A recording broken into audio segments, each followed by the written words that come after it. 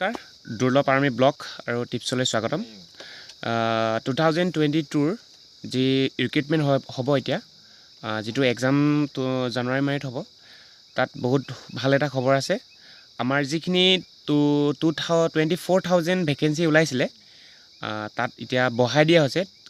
42,000 কিবা এটা মেবি 42,000 মানে 20,000 বেছি বঢ়াই দিছে তো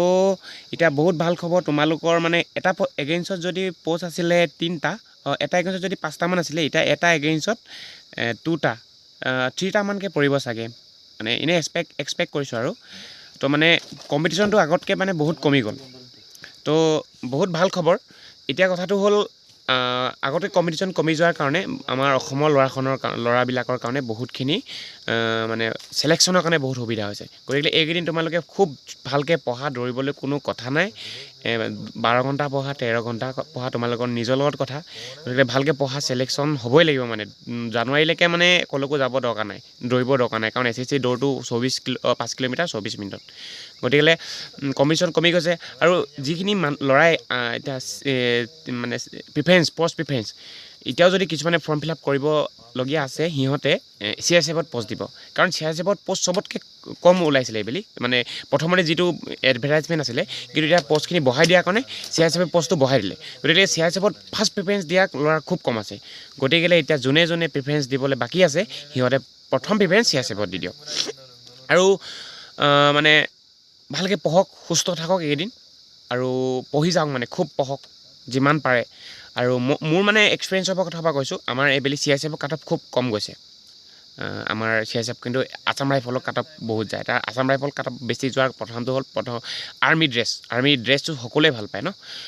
তো সেইটো কাৰণে এতিয়া যোনে ফৰ্ম ফিল আপ কৰিব বাকী আছে সিহঁতে হেৰিয়ত ফাৰ্ষ্ট প্ৰিফাৰেঞ্চ CSFক দিয়ক মানে যিটো পোষ্ট যোনে ভাল পায় আৰু সেইটো দিব কিন্তু এটা প্ৰিফাৰেঞ্চটো কিন্তু CSFৰ কাট অফ কম যাব সেইটো দেখা শুনা কথা যদি মানে মোৰ মতে মোৰ এক্সপিৰিয়েঞ্চৰ কথা কৈছোঁ গতিকে এইকেইদিন খুব পঢ়ক বহুত ভাল খবৰ মানে আমাৰ 2021ত অনলি আহিছিলে 25,271টা পোষ্ট ওলাইছিলে 2021ত আৰু এতিয়া ওলাইছে এতিয়া 2022 টোটেল ভেকেঞ্চি হ'ব 45,200